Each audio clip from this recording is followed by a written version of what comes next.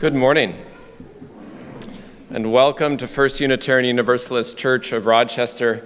We are a church of open minds and loving hearts, celebrating many sources of wisdom and many spiritual paths. Your faith, your doubts, your questions, your hopes, your identities are welcome here. Welcome to visitors and newcomers and those online. We're glad you're here this morning. After service, you can join us down in the Commons for refreshments and fellowship, where you can find ways to get connected in the church and the community. And you can join us today at 12:30 for a good old church potluck in the Commons. Whether you've been tracking that or not, or now you feel a need to go to Quick Trip to get a bag of chips or whatever, all that's necessary is to bring yourself. All are welcome to join in, food or not, to share at 12:30 down in the Commons. All are welcome.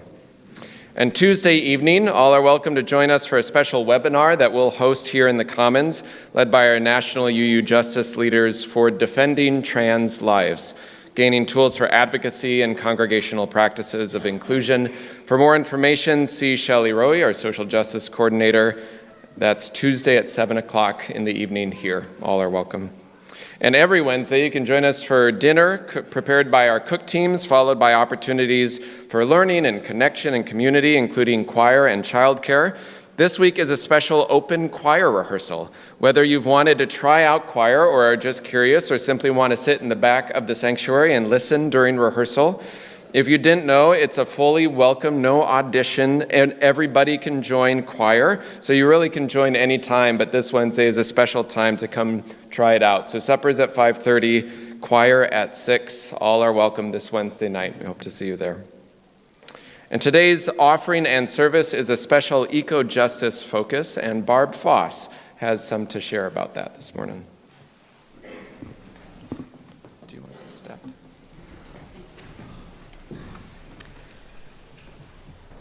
Today, we join with Unitarian Universalist congregations across the country for a special service of revival focused on climate justice. Throughout religious history, revivals have marked periods of resurgence in people's commitment to their faith traditions. Classic American tent revivals took people out of the four walls of the church and into the wider world. They brought the community together and served as a galvanizing force for the future, often during times of great change and anxiety. In the midst of overlapping climate crisis and mounting social injustice, we are in a time of great change and profound anxiety. The UUA Climate Justice Revival is a time for us to come together to recommit to our important work of social justice and reimagine a new era where clean energy is a human right and all communities thrive. Today's offering will go to the UUA Disaster Relief Fund, providing aid to UU congregations and partners suffering from the harsh impacts of climate change and storms. Thank you for joining in collective efforts to celebrate our interdependence through music, art, action, and generosity.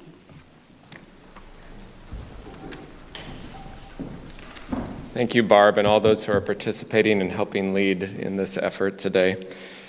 As always, we hold all those affected by storms and the impact of climate change, especially right now, the hurricane and the larger family of All Souls suffering from extreme climate impact that continues to happen more and more. May we care for each other and the earth, for the healing and well-being and flourishing of planet and people and community and our interdependence. You can give as the plates pass for the UUA Disaster Relief Fund. Thank you for your generosity today. We'll collect after the chalice lighting. So as we enter our time today, I invite you to take a breath in gratitude for the day and our time together. Let us enter our time of worship with these words from our minister in the 1870s, the Reverend Eliza Tupper Wilkes. May our faith in humanity and our message of hope and good cheer light our way. It's good to be together. In just a moment, our opening hymn, Fire of Commitment, in the teal hymnal will call us back, but before that, I invite you to rise in body or spirit, greet those around you, and greet those online as well.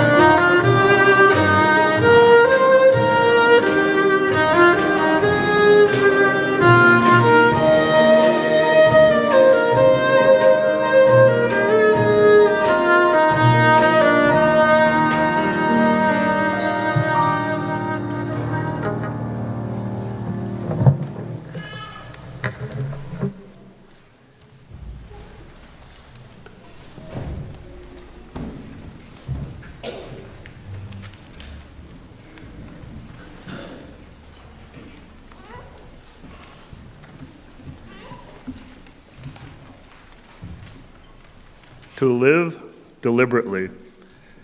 Why should we live in such a hurry and waste of life? We are determined to be starved before we are hungry. I wish to live deliberately, to front only the essential facts of life. I wish to learn what life has to teach and not, when I come to die, discover that I have not lived.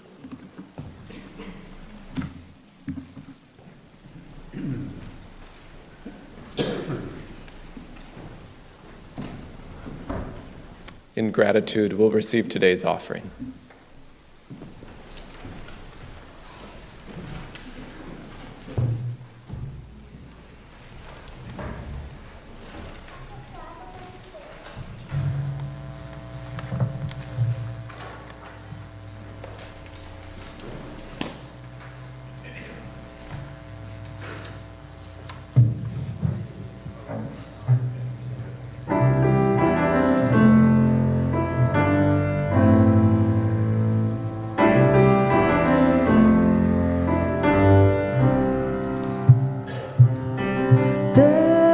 An eternal sacred circle, we are part of it. There's an eternal sacred circle, we are part of it. We are only part of it. There's a divine and loving wisdom. We're a spark of it. There's a divine and loving wisdom. We're a spark of it. We are only part of it.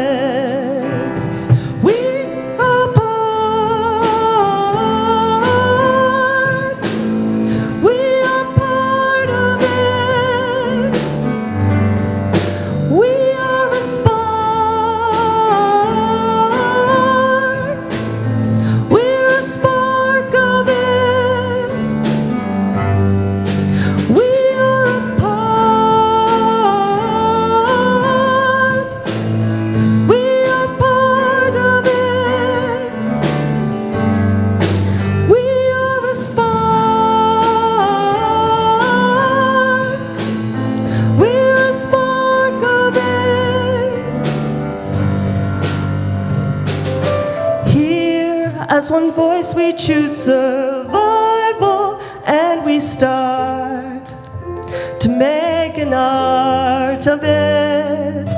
Now is our moment for revival. We're at the heart of it. And we are only part of it. We are only part of it.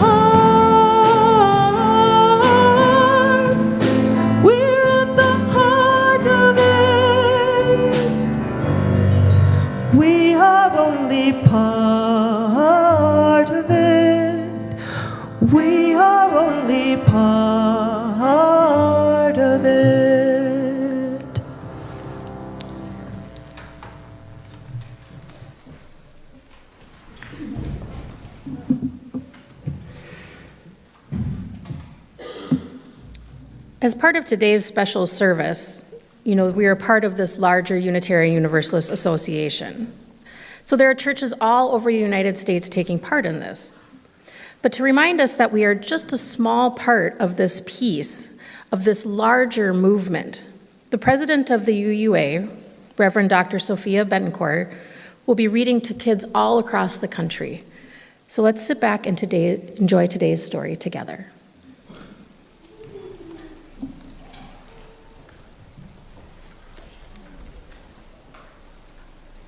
As we continue the celebration of our revival together, I am so excited to bring you a story by one of my favorite children's authors, Kobe Yamada. The images are by May Bisum. This story is called, What Do You Do with a Problem? I don't know how it happened, but one day I had a problem. I didn't want it. I didn't ask for it. I really didn't like having a problem, but it was here. It was here. Why is it here? What does it want? What do you do with a problem? I thought. I wanted it to go away. I shooed it, I scowled at it, I tried ignoring it, but nothing worked. I started to worry about my problem. What if it swallowed me up? What if my problem sneaks up and gets me? What if it takes away all of my things? I worried a lot. I worried about what would happen. I worried about what could happen. I worried about this, and I worried about that. And the more I worried, the bigger my problem became. I wished it would just disappear. I tried everything I could to hide from it. I even found ways to disguise myself, but it still found me. And the more I avoided my problem, the more I saw it everywhere. I thought about it all the time. I didn't feel good at all. I couldn't take it anymore. This has to stop, I declared. Maybe I was making my problem bigger and scarier than it actually was. After all, my problem hadn't really swallowed me up or attacked me. I realized that I had to face it. So even though I didn't want to, I really didn't want to, even though I was really afraid, I got ready and I tackled my problem. When I got face to face with it, I discovered something. My problem wasn't what I thought it was, and I discovered that it had something beautiful inside. My problem held an opportunity. It was an opportunity for me to learn and grow, to be brave, to do something. It showed me that it was important to look closely because some opportunities only come once. So now I see problems differently. I'm not afraid of them anymore because I know their secret. Every problem has an opportunity for something good. You just have to look for it. And that, my loves, is the end of our story.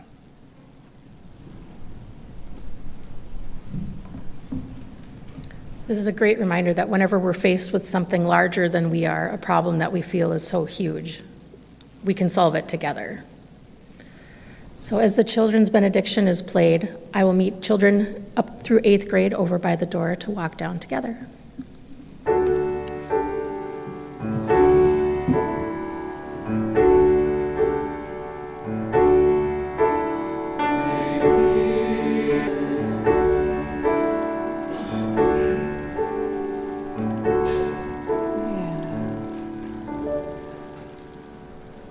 Good morning. It is good to be with you.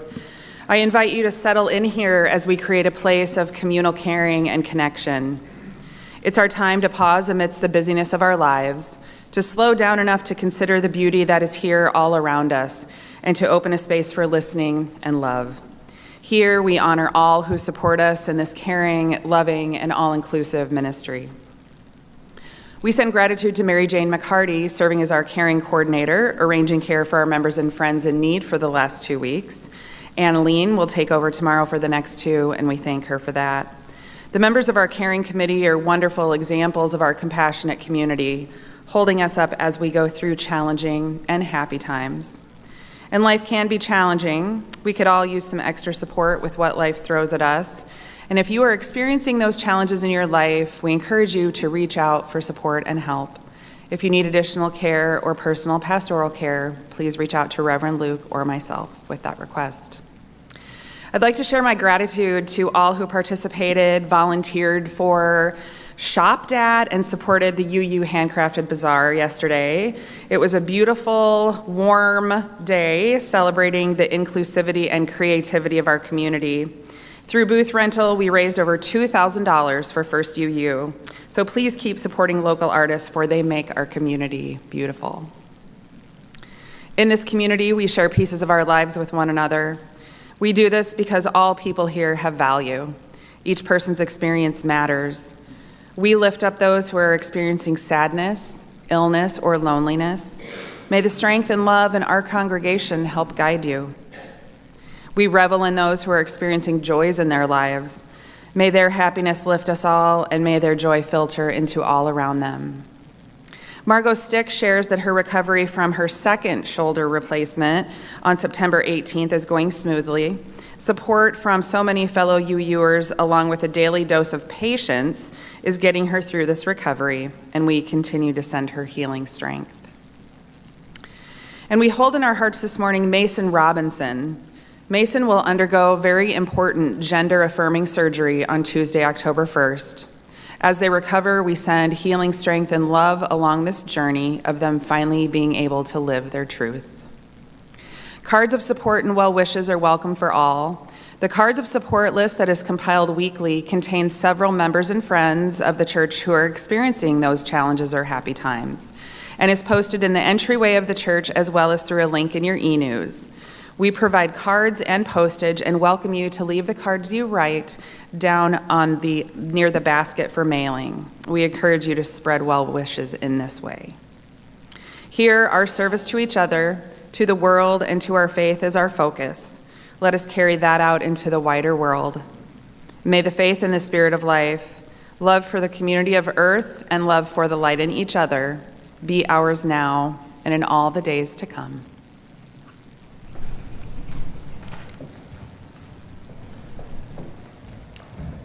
I invite you to take a deep breath and breathe deep the breath of life. Feel below you the earth and its ancient turning. Above you the sky, and beyond that the stars shining with their ancient light. You yourself made of earth and stars, here held between in this moment, this breath. With all the blessings and challenges of the modern world, we gather here.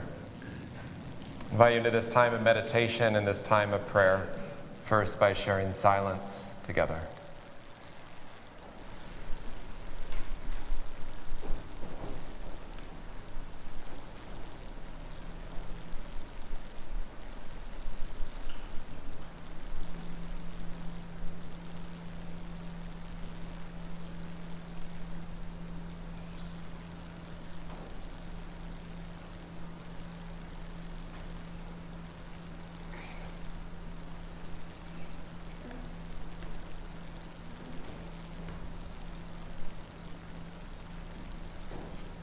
Spirit of life, source of love, God and Gaia of many names and beyond all naming. As waters and storms continue to rage, so too do our souls, sometimes churning with no particular direction, sometimes knowing exactly where we're headed with no clarity of how to prevent damage. The problems and the impact in our world and climate are so evident, and the solutions, sometimes complex, sometimes clear, can feel so out of reach. For 1,001 reasons we give, some more true than others, whether it be for patience or for industry or fear of disruption or for ease and convenience, this churning of trying to find ways to live in harmony with a hurting planet and hurting communities. Along the way, we still find beauty of resilience and art and fresh air and bright mornings. And as the poet reminds us, even as you try to heal and build a new way in the world, you must also survive and thrive and care and delight in the one you're already in. May the churning be for justice, always mixed with beauty and always together. We hold in our hearts, let's say, all those who suffer in mind, body, or spirit. I invite you to bring the names you're holding in your own heart this day in joy or sorrow, celebration or concern, and silently or aloud now in this time to speak their names.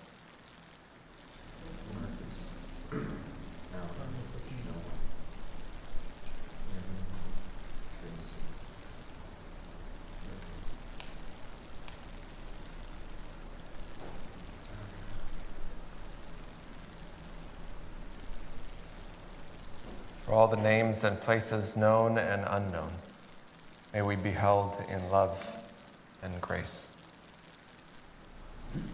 These words of meditation come from Joy Harjo, entitled Remember. Remember the sky you were born under. Know each of the stars' stories. Remember the moon and know who she is. Remember the sun's birth at dawn. That is the strongest point of time. Remember sundown and the giving away tonight. Remember the earth whose skin you are. Red earth, black earth, yellow earth, white earth, brown earth. We are earth. Remember the plants and trees, animal life, who all have their tribes, their families, their histories too. Talk to them. Listen to them. They are living poems.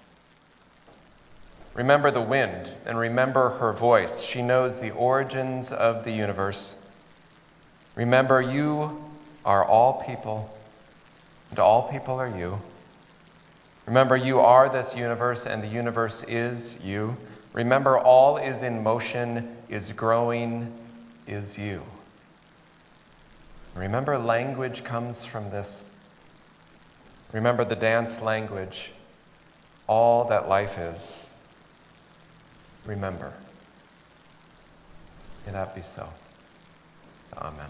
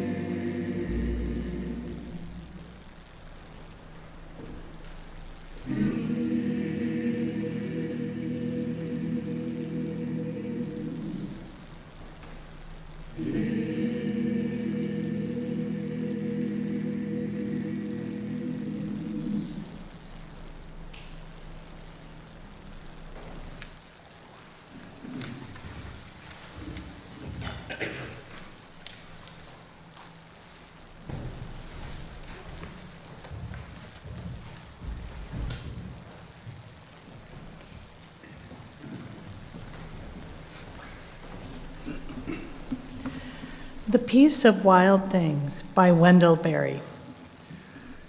When despair for the world grows in me, and I wake in the night at the least sound, in fear of what my life and my children's lives may be, I go and lie down where the wood drake rests in his beauty on the water, and the great heron feeds. I come into the peace of wild things, who do not tax their lives with forethought of grief.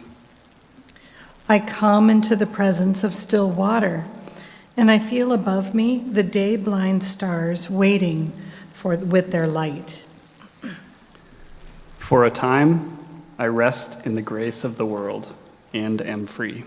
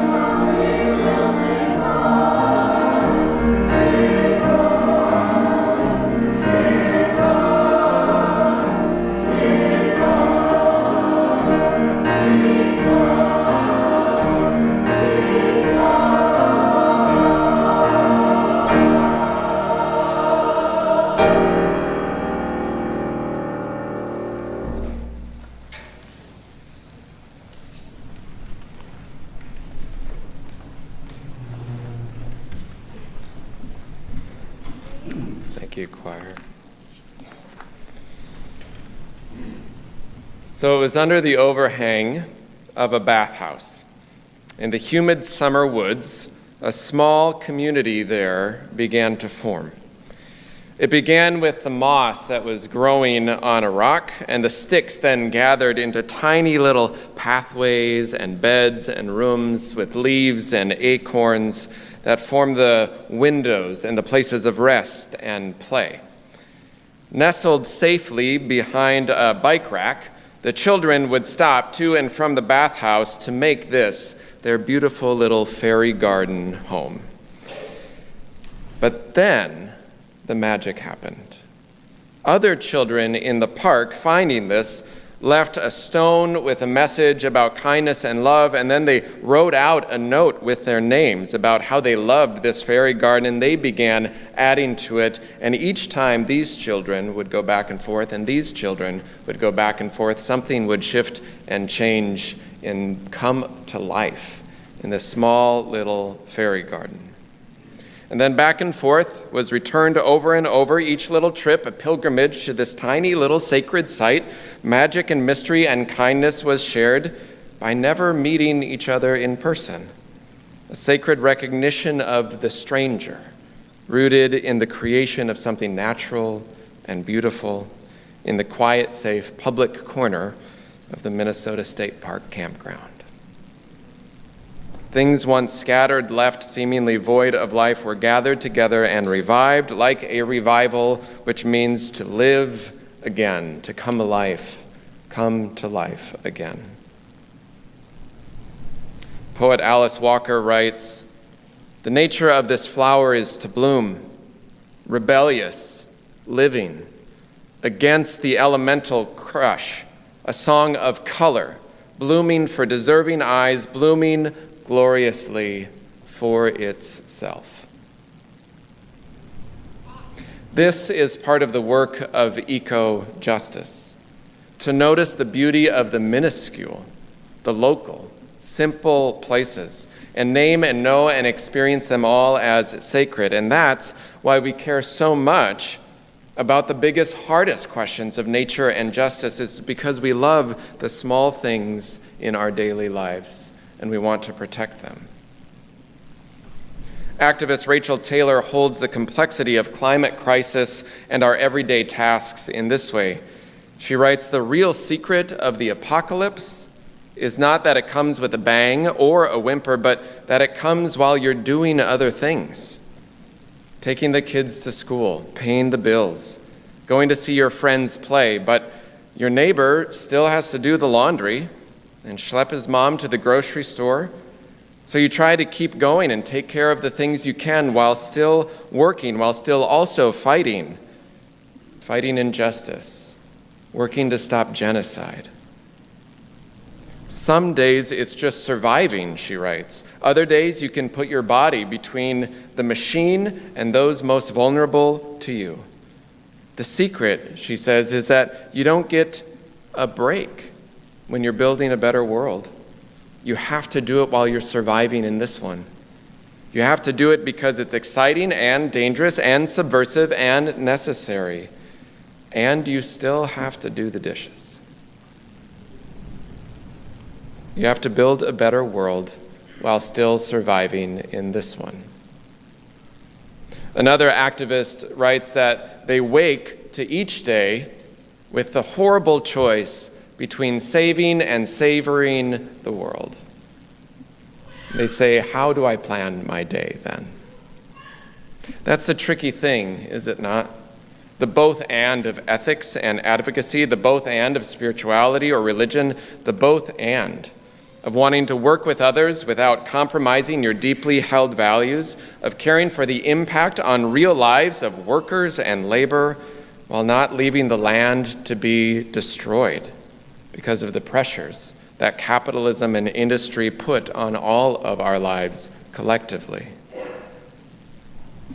Utopias have never really worked, at least not on large scales, and often not on small ones. Even the small ones in our own religious history of Brook Farm and Fruitlands among our spiritual ancestors, the Transcendentalists, they tried, but they mostly stalled out when either winter came or because relationships became too harsh to live into the ideal all the time when what the ideal wasn't always agreed upon.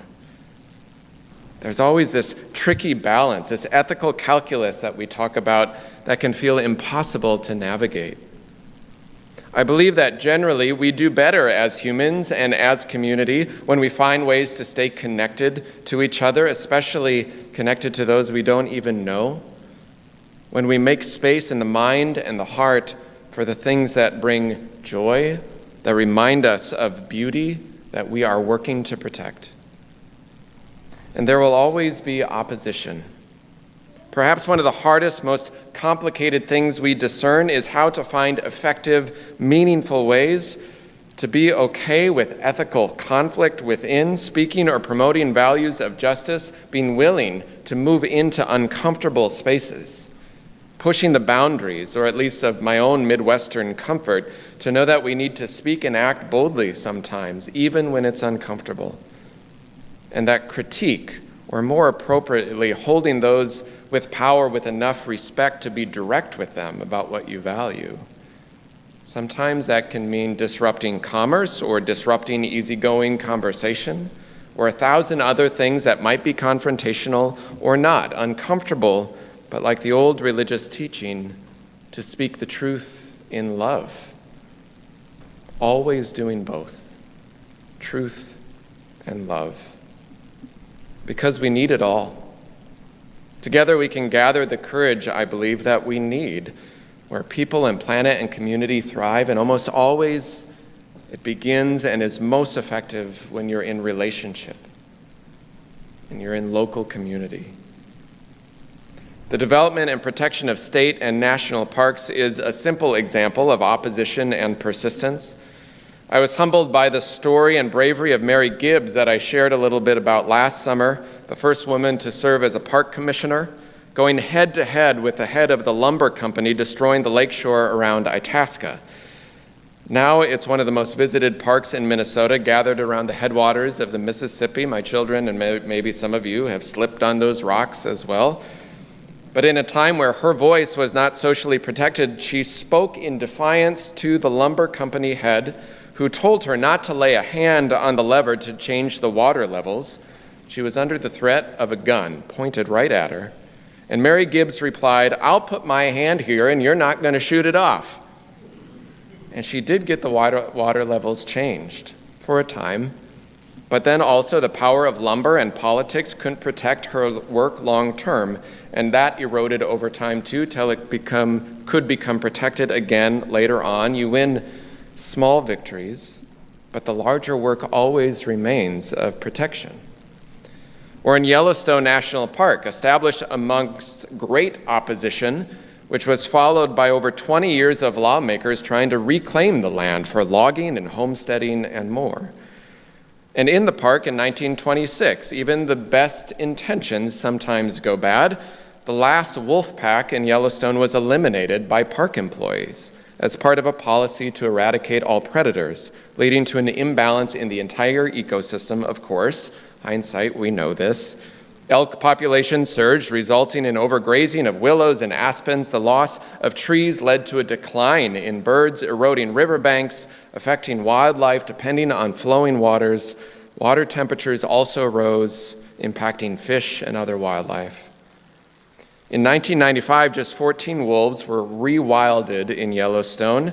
The impact was immediate. Within weeks, it balanced deer and elk populations, allowing overgrazed areas to then recover over months and years. Trees rebounded, riverbanks stabilized, birds returned, along with other wildlife such as beavers, eagles, foxes, badgers. Scientists point to this as one of the greatest rewilding efforts in modern history. It took collaboration and science and people saying, yes, this is right. Or across the world in the Serengeti, essential as a carbon sink. It holds much of the carbon of the world. And in the mid-20th century, the blue wildebeest population plummeted from illness. Vegetation then became overgrown because they weren't eating all the weeds.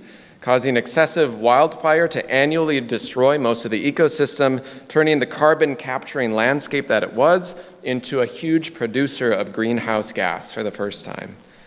And in collaborative partnerships, people and planet joined together to help the wildebeest recover to historic levels, and within a decade, rebalance the ecosystem there. Wildebeests eating weeds saves the planet. And that is what all these little and sometimes big stories do. It's what religious practice can help us do. Bring the large, daunting questions of justice down to daily moments, to the wildebeest eating the weeds, or the wood drake resting, and the great heron gathering on the water, resting in the grace of the world on a beautiful day. Or like the turkey vultures that caught my attention on the Zumbro sandbank this week, when I thought, whoa, those are big crows. And then I looked again, I'm like, why are their heads bleeding? What's happening? And then, no, turkey vultures, they have red heads. Okay, that's much better.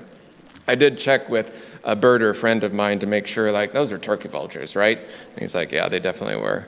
But I only noticed them by spending time out in the natural world, close to home, where I had time between doing the dishes and schlepping the kids to soccer practice and all the things, where city and river and bird and human and path find common ground, and we can pause and think about, wonder about, learn about bird identification. Apparently need some work there, but also, how are these things living together in equity, in balance? Those tiny little moments help us remember our interconnection to it all. Each bird movement, each little tiny bit of weeds matters. There are more stories, of course, of rewilding, both success and none. There are many stories of devastation and struggle, or as activists and leaders of many spiritual-leaning folks describe it, desecration of the land. The lack of holding the land and our interdependence as sacred. Or as theologian Sally McFaig called the earth the literal body of God, or the holy. And how then does that change how we go about our lives on it, with it? Where does every quiet corner, behind the bike rack made of moss, or the beasts eating the weeds, how do we hold it all as sacred? So I wonder, maybe we as Unitarians can get behind Emily Dickinson's reformulation of the Trinity when she wrote, "In the name of the bee and the butterfly and the breeze, amen." The hymn has turned the world around. I invite you to rise in body or spirit as we sing.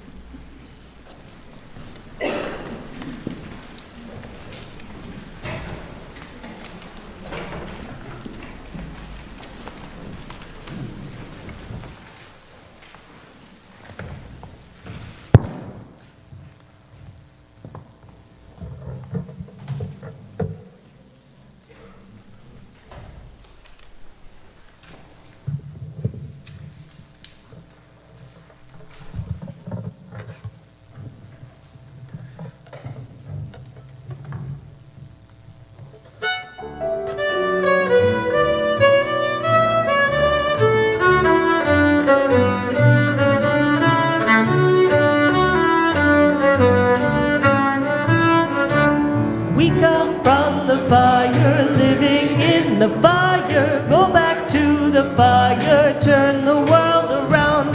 We come from the water, living in the water. Go back to the water, turn the world around. We come from the mountain, living on the mountain. Go back to the mountain, turn the world around. Woo! So is life.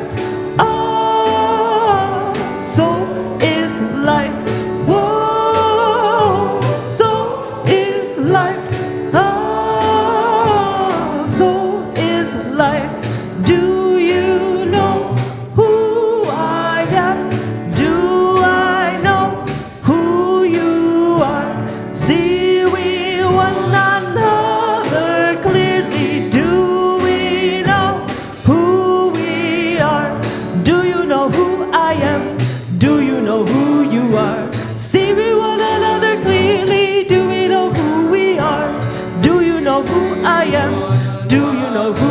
are.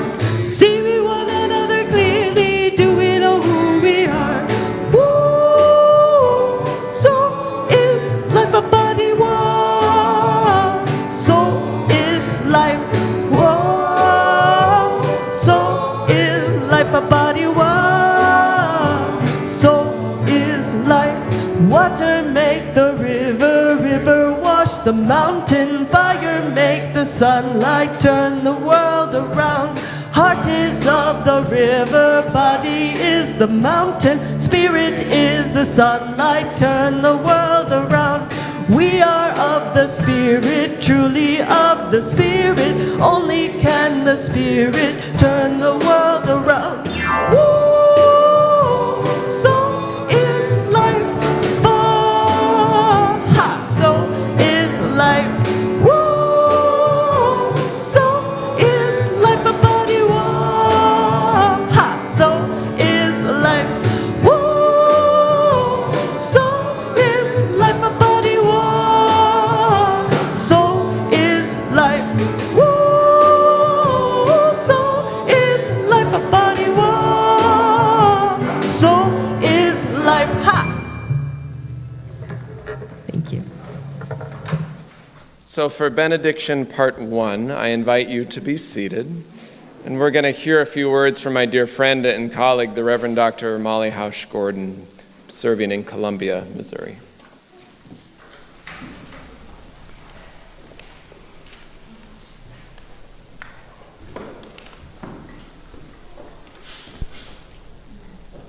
So here is my not at all joking, totally serious list of how to survive the end of the world. Get to know your neighbors. Feed them. Let them feed you. Watch each other's kids and grandkids and pets. Develop the muscle of generosity like you are training for a giving ultramarathon, because you are. Share everything you can with anyone who asks, and ask for what you need. Practice relying on others. Get in touch with your body. You will need it, and it knows things. Pay attention to what is happening below your neck. Tell the truth. Tell it to yourself first. Sit at the feet of your most vulnerable neighbors and your own most vulnerable places. They have the most to teach you about survival. Listen. Remember your ancestors and the things they survived. Find the resilience that is your birthright and the courage that made way for your life in this world. Practice taking risks. Show up in every struggle where someone is fighting for their dignity, because that is how we will all survive. Learn about reparations and native sovereignty and land back movements. Double down on exercising supremacy systems from your soul. Learn to be tender. Refuse to be hardened. Let your heart be moved every time. Root in the place you are. Learn its history. Learn its geography. Learn its seasons. Sing a lot and dance. Make art. Make love. Rest luxuriously. Eat pie. The world is ending and beginning now. We are surviving now. Let us love. Let us connect. And let us fight like hell for the dignity of each and all.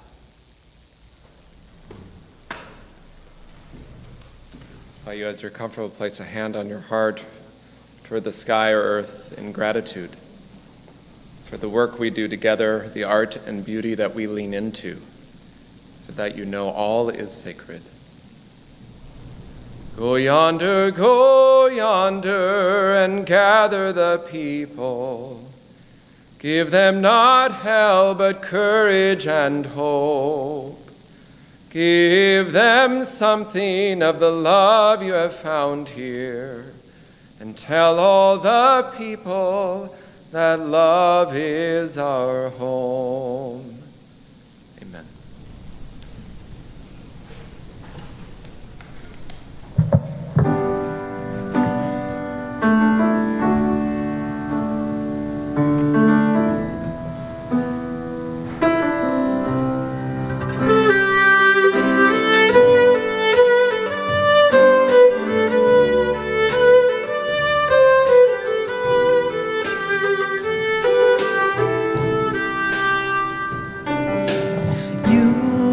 look at our world today, you see the greed and lies.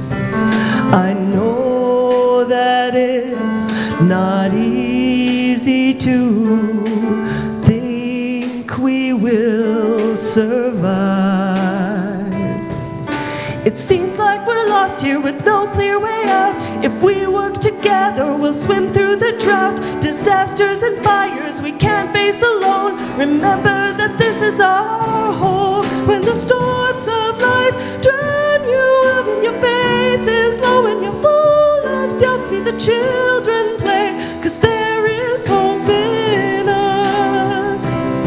When the winds of change will burn your fields and disasters in your life won't yield, remember that there is hope in us.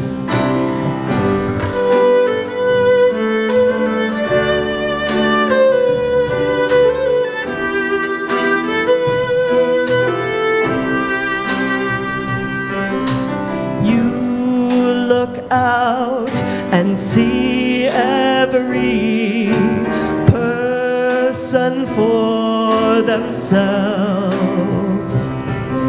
They say we're alone on a sick, dying hill, trashing our problems like plastic don't kill. But every living creature calls this place home. Remember that you're not alone.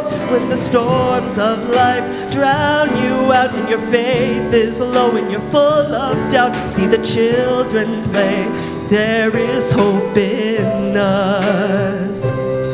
When the storms of life burn your fields and disasters in your life won't yield, remember that there is hope in us.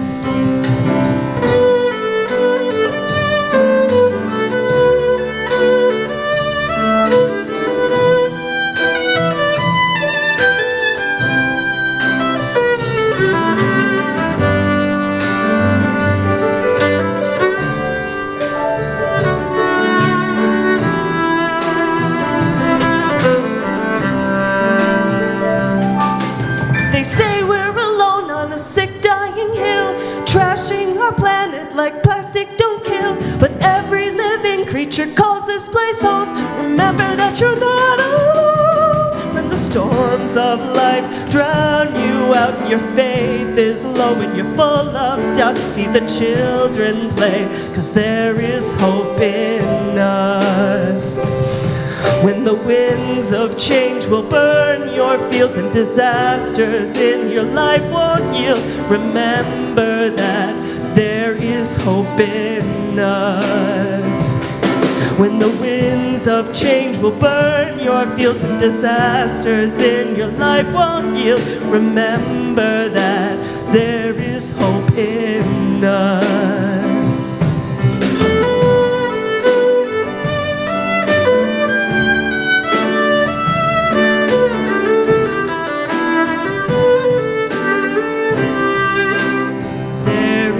Hope in